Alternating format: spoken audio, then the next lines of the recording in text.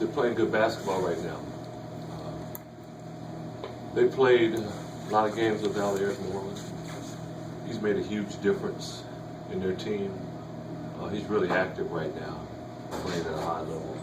You know, they missed Angus Brandt last year, and that was a big, big loss.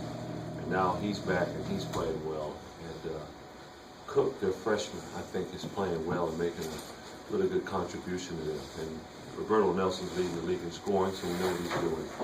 I think right now they're a good basketball team, a very dangerous basketball team. I was really impressed with them in their game against Oregon, the way they went about their business. In your opinion, what is kind of been the secret to their success? It seems like they're playing hard. They're playing with a lot of intensity. They have a guy that they know can get buckets for them in Roberto Nelson. They have a fantastic rim protector in Eric Moreland, who's very versatile. So I think they're a good defensive team. They're not just totally easy to score on. You have a guy that can score like Roberto, and then a combination of the size that they have with Collier and Brandt, Moreland. A lot of guys that kind of just play around those guys. I think they have a good mix right now. I remember last year you said that they weren't as 1-3-1 oriented as they've been in the past. Are they still more in the mix? Not as much. In the past, they were pretty much 1-3-1 and 2-3 zone. Not as much. They're playing a lot more man-to-man defense now. And is their front line anything like else, just with that size? Yeah, I think very similar. Kravish and Solomon are 6'9" apiece, and these guys are, Brandt is 6'10", and Moreland is 6'10", and Collier is 6'9", so they're every bit as big, if not bigger. When as tall and as athletic as Cal's front line was, they don't have anyone that is as athletic as Eric Moreland. And so then from the lessons that you guys learned from last week, is it about just more executing what you guys do when you go up against a big front line like that? I think, but you know, if we only, I just don't think we can limit it to Cal. And I go back and say, Arizona's bigger than Cal. They're taller than Cal. Stanford, we lost the game, but we shot better and scored better. They have size.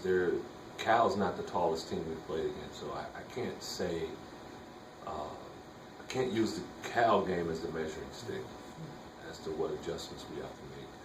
Arizona State's not, they don't have as many tall guys, but you know, they had Buczynski, the best shot blocker in the league, and you know, we ended up doing okay in that game.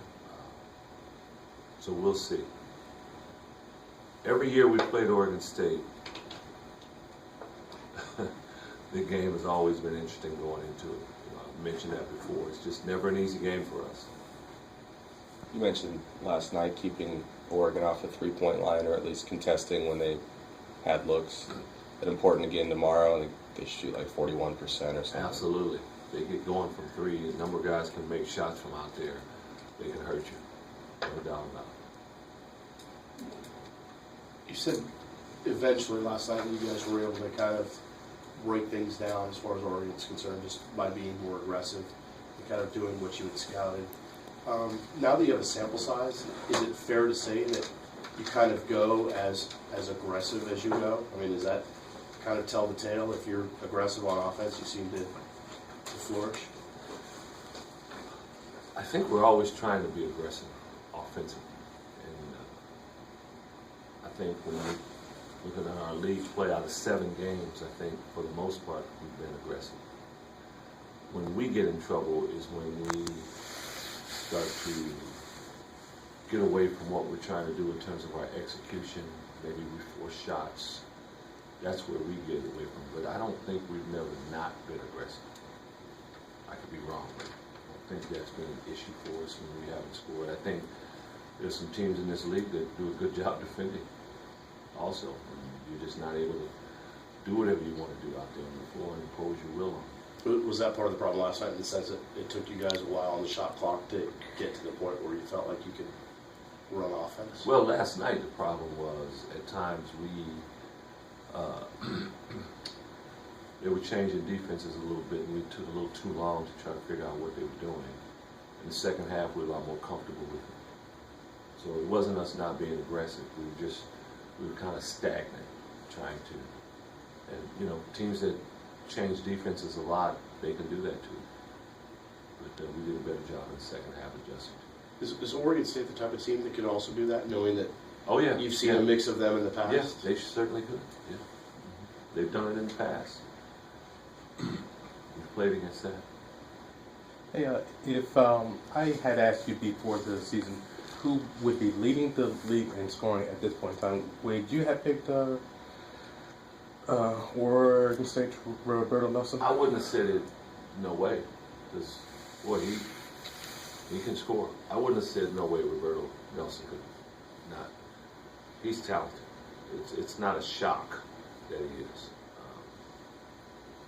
You look at the guys that are in the top 5 in scoring, you know, maybe you would have thought Jahe Carson, somebody, but Roberto Nelson would be one that, if someone would have said, what about Roberto Nelson? I could see that. That's how I would see it. Is it a story that sort of goes under the radar, you know, maybe because it's Corvallis, or maybe it's because it's OSU and they quite haven't established themselves yet? I'm not sure.